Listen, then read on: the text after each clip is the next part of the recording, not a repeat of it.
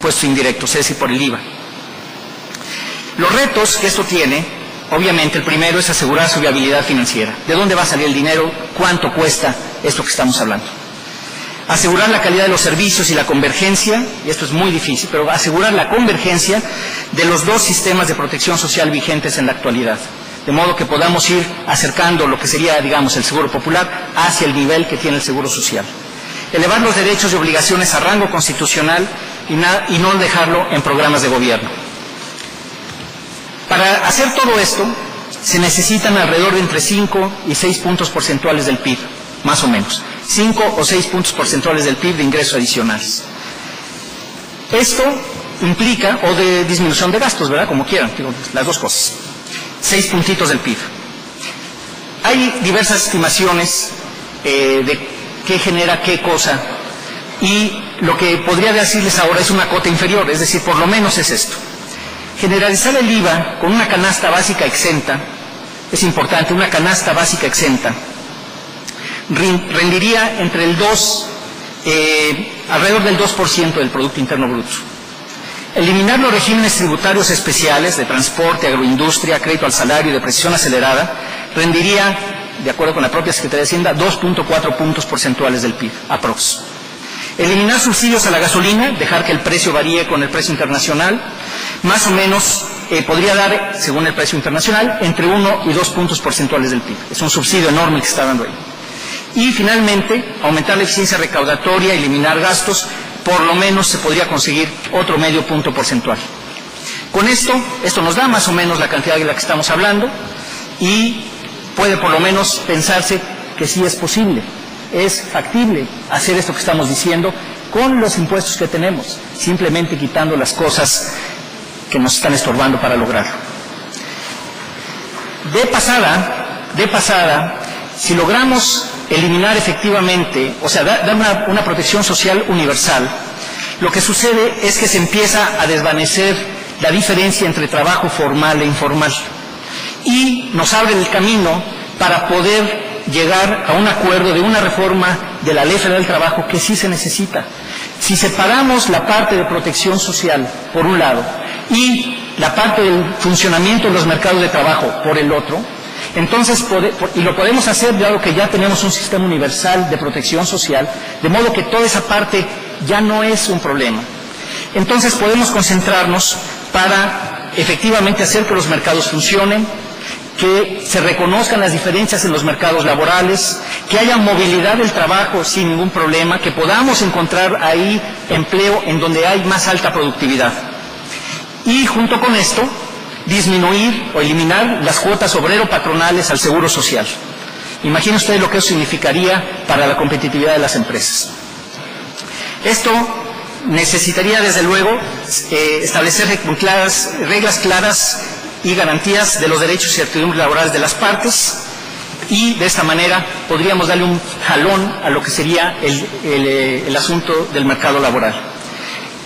De pasada, perdón que sea así, pero de pasada, pues tendríamos recursos adicionales para esa otra parte que está en el tejido social, y es la impartición de justicia.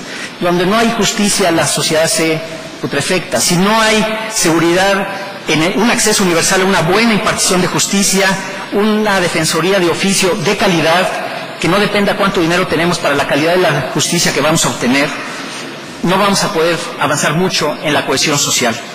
Entonces estos recursos podrían alcanzar incluso para eso.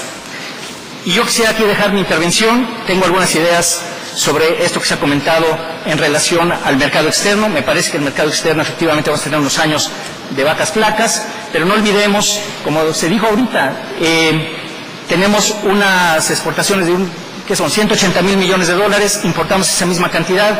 El PIB industrial en los últimos 20 años ha crecido el 3,5%. Las exportaciones manufactureras han crecido al 12 o 14% en dólares. Algo está mal, no está conectado una cosa con la otra. Ahí hay una tremenda área de oportunidad, haciendo bien las cosas con política industrial, con inversión interna, con colaboración entre los sectores. Muchas gracias. Buenos días.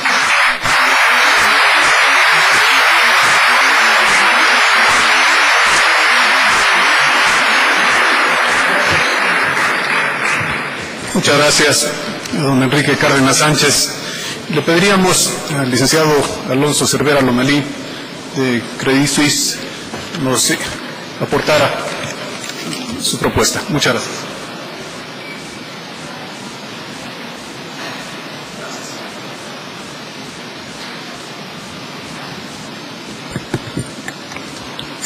Buenas tardes. Quiero agradecer a la Fundación Colosio por invitarme a participar en este foro.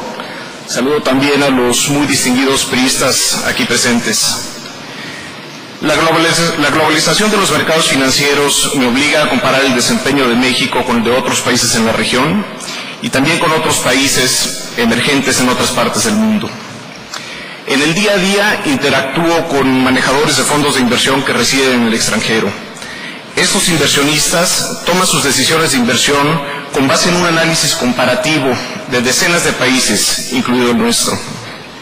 Así, nuestros logros o fracasos como nación se analizan desde una perspectiva global. El análisis en los mercados financieros se da en términos relativos, no absolutos. En los próximos minutos resumiré en primer término cómo es que vemos en el banco que represento, Credit Suisse, la economía mundial para los próximos años.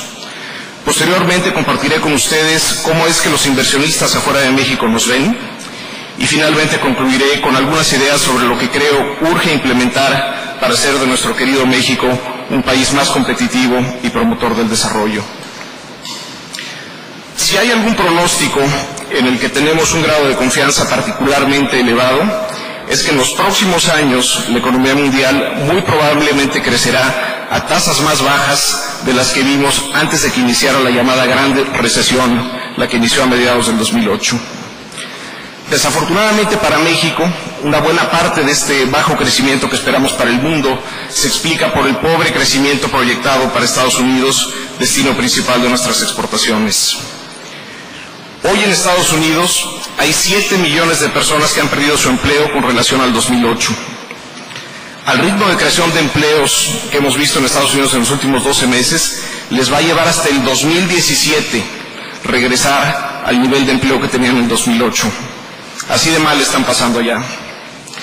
Ante esta situación, no podemos ni debemos esperar que la demanda externa por nuestros productos sea uno de los principales motores de crecimiento en México, como lo ha sido en el pasado.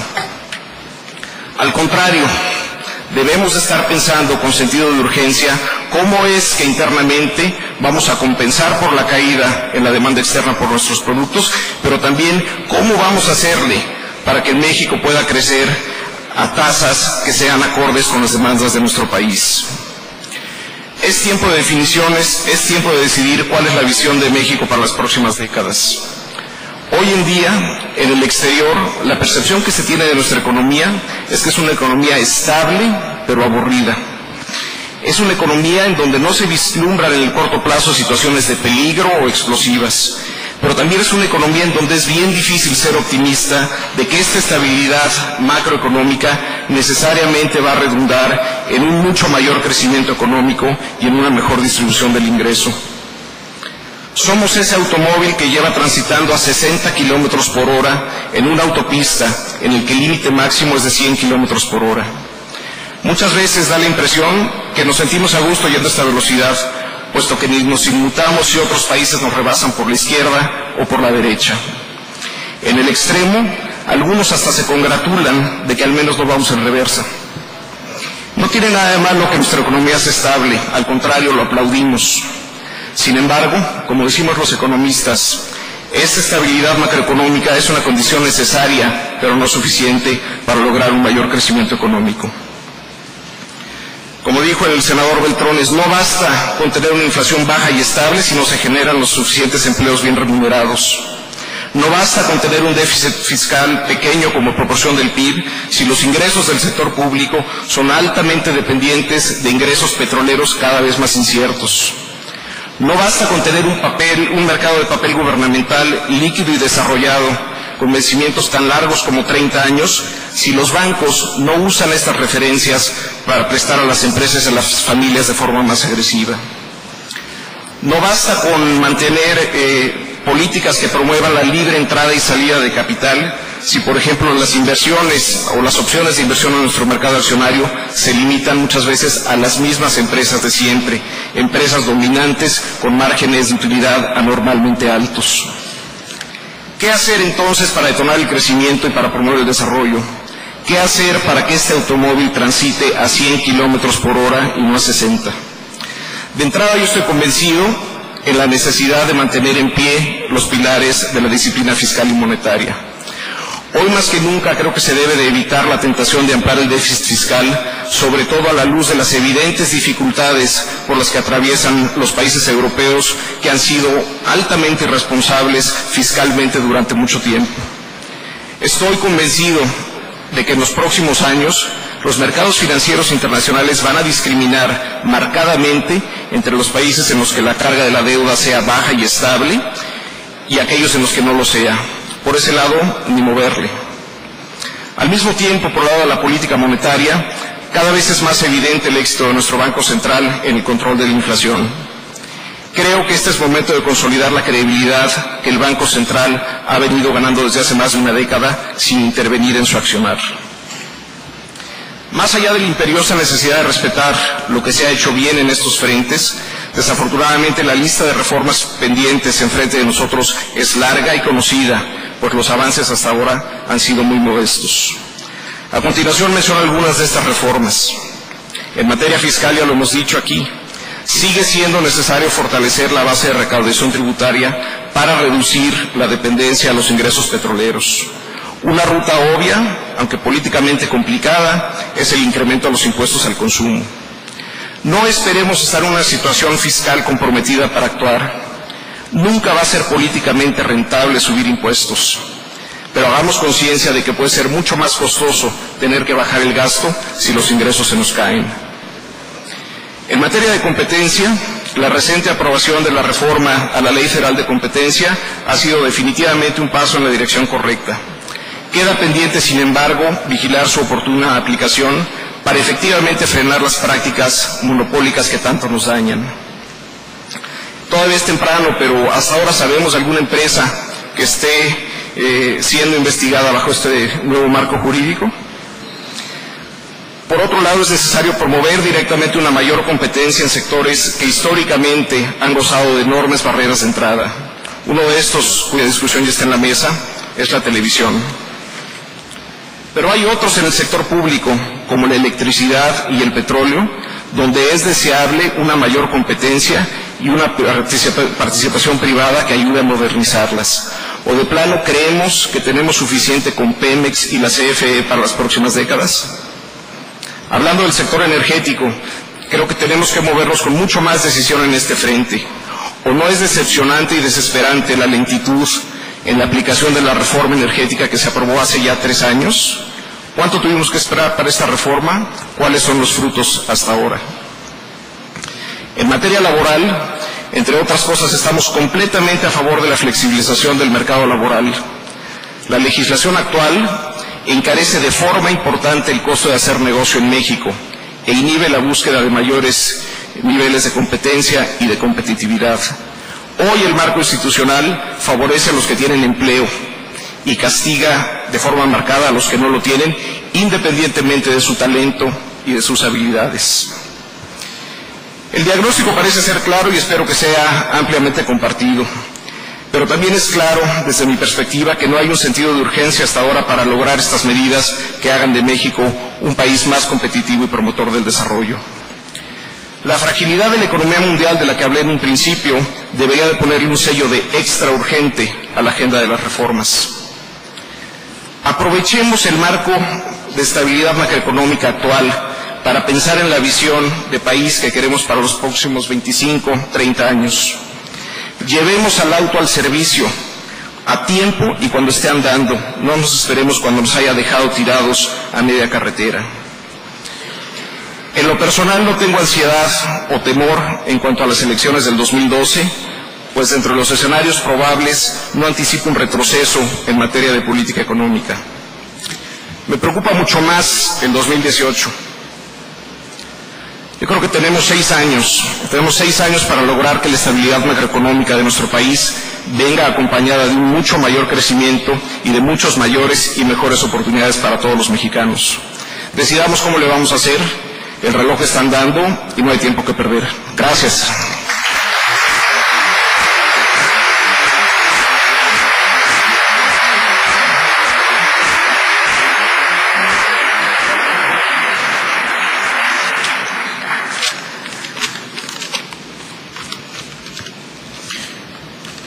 Muchas gracias, licenciado Cervera. Ahora toca el turno al doctor Jorge Chávez Presa, economista distinguido y hombre también muy comprometido con esos cambios, esa renovación, ese modelo que tenemos que construir hacia el futuro. Por favor, doctor.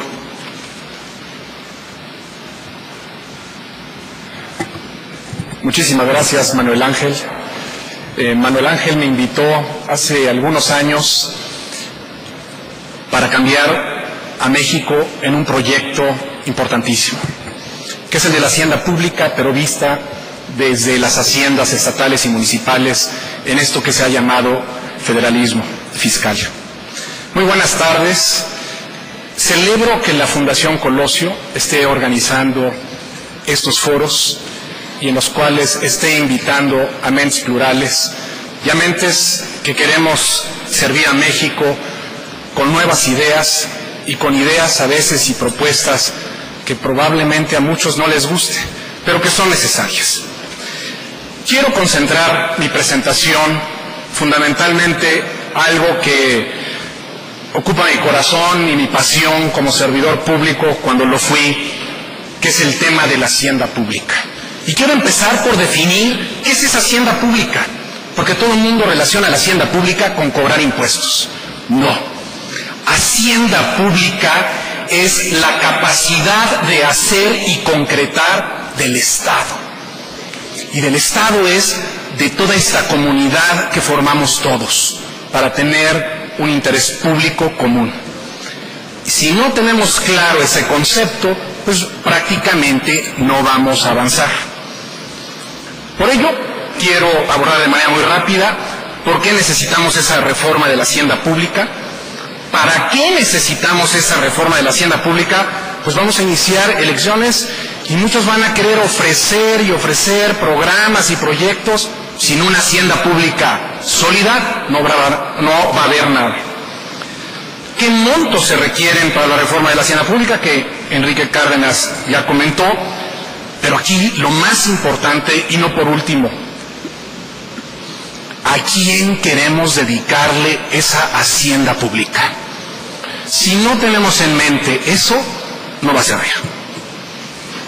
Empiezo por lo primero.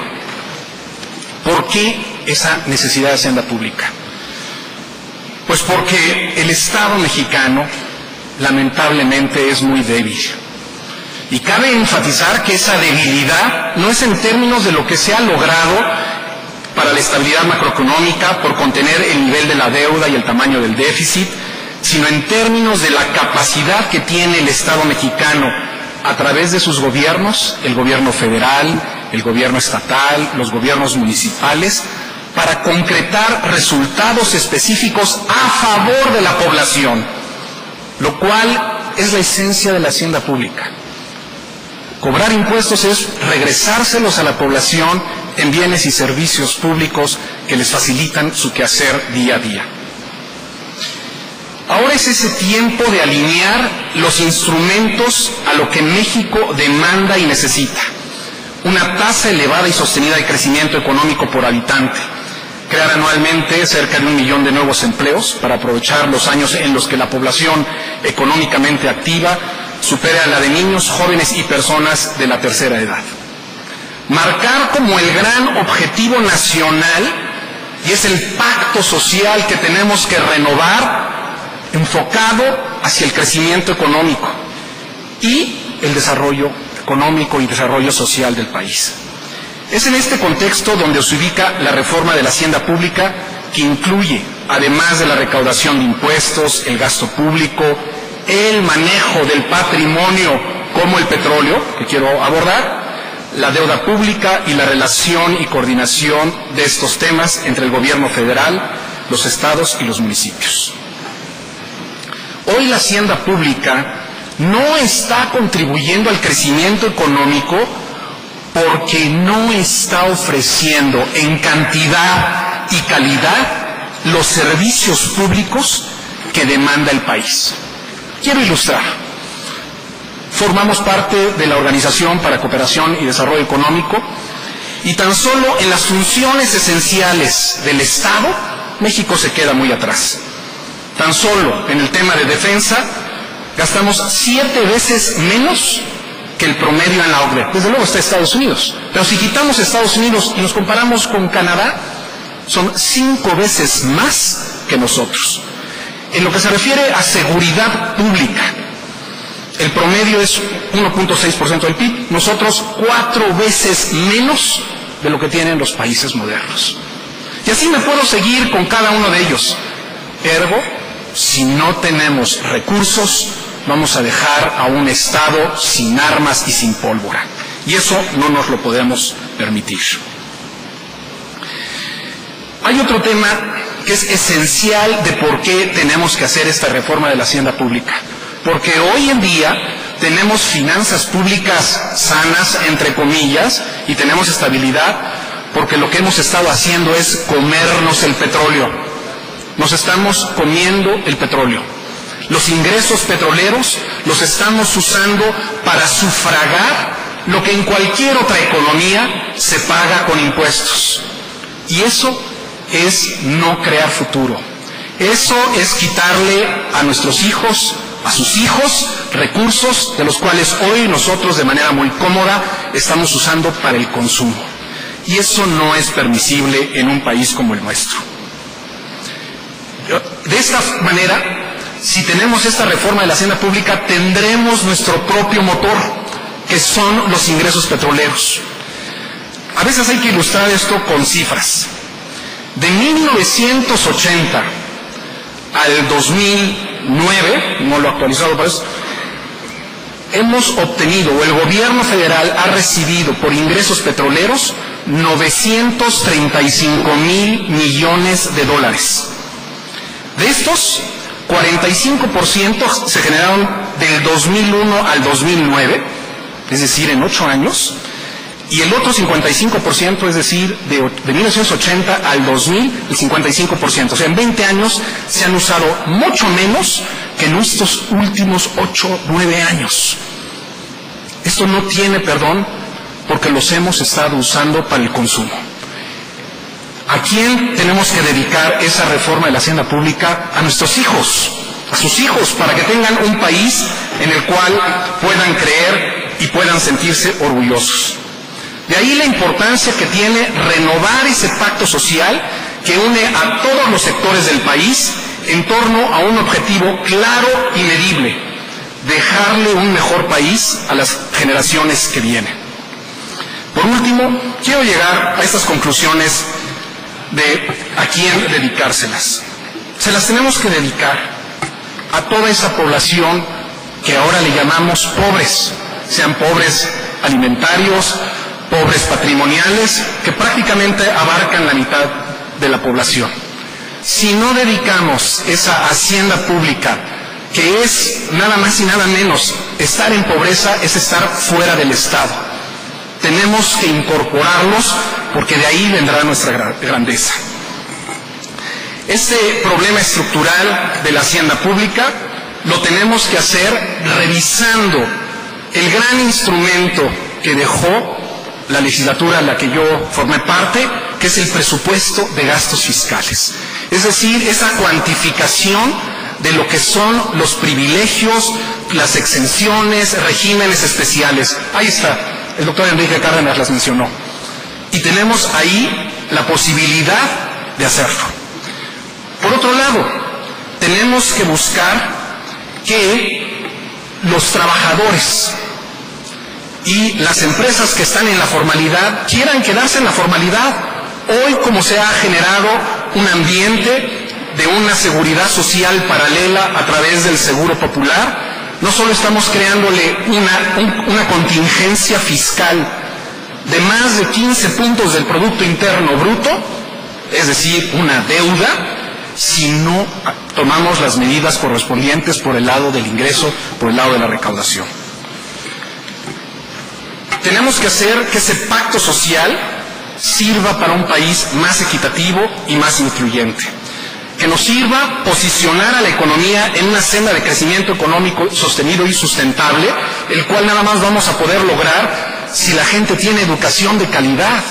Si no tiene educación de calidad, no vamos a poder aspirar a tener más productividad. Es decir, nos estamos excluyendo o estamos excluyendo a todo el país a tener o participar en mercados de muy bajo valor agregado. Tenemos que lograr un crecimiento económico regional mucho más equilibrado y tenemos que reducir la vulnerabilidad y volatilidad de las finanzas públicas y de la economía a perturbaciones externas, una de ellas que es el precio del petróleo. Tenemos esta obligación de transformar la riqueza petrolera en activos de alta productividad. Eso refrendará nuestro compromiso y responsabilidad con las generaciones futuras que tienen también el privilegio de usar ese recurso no renovable. Muchas gracias.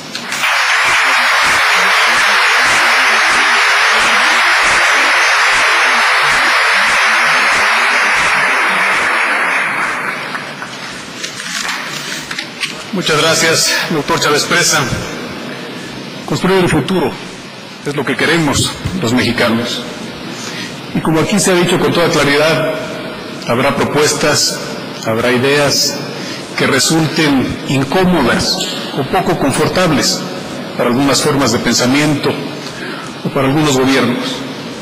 Lo fundamental para el Partido Revolucionario Institucional, para la Fundación Colosio, para los mexicanos, es construir el México con futuro que deseamos y merecemos.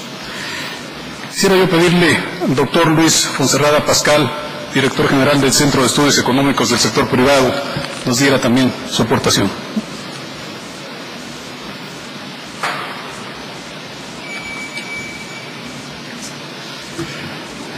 Buenas tardes a todos. Agradezco la invitación a la Fundación Colosio. Manuel Ángel, gracias por la invitación, con mucho gusto. En dos momentos de nuestra historia hemos crecido 30 años seguidos. La primera fue de 1880 a 1910. La segunda fue de 1940 a 1970. Luego tuvimos otros 10 años, pero de un crecimiento muy inestable. En esas dos épocas hubo una alianza entre el sector público y el sector privado. Hubo consenso sobre qué hacer.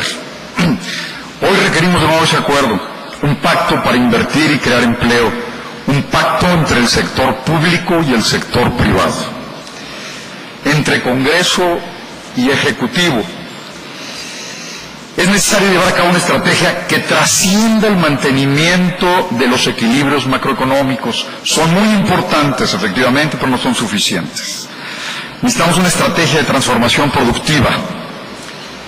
Hay países que lo han hecho como nosotros, como lo hicimos en el pasado en esos años, y muchos de ellos sin los recursos que tenemos nosotros. ¿Quiénes?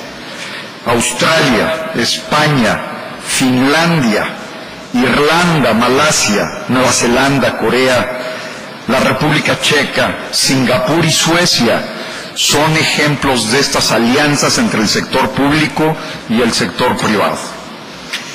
Sus estrategias, por cierto, no surgieron del gobierno central, surgieron de alianzas entre público y privado. Ninguna de estas experiencias fue idéntica tampoco. Varían mucho de un país a otro. Y el éxito de estas estrategias se ha centrado en la coherencia y la eficiencia respecto de las metas establecidas, en una evaluación eficaz de lo que se va haciendo y permanente, de los procesos y sus resultados, en la posibilidad de experimentar con incentivos, en la flexibilidad y corrección de los errores y la perspectiva de que la estrategia se sustente más allá de los ciclos políticos. No vamos a arrancar y frenar. Brasil es tal vez el último ejemplo, el caso más reciente. En ese sentido requerimos de una visión de futuro y de acción. La pobreza es producto también de la inmovilidad y no nos hemos movido mucho. El objetivo último, y creo que en esto coincidimos todos, es eliminar la pobreza, es el bienestar para todos. Bienestar es mejor nivel de ingreso, es una distribución del ingreso mucho mejor que la que tenemos hoy. Es salud de calidad, es una vejez digna, es vivienda.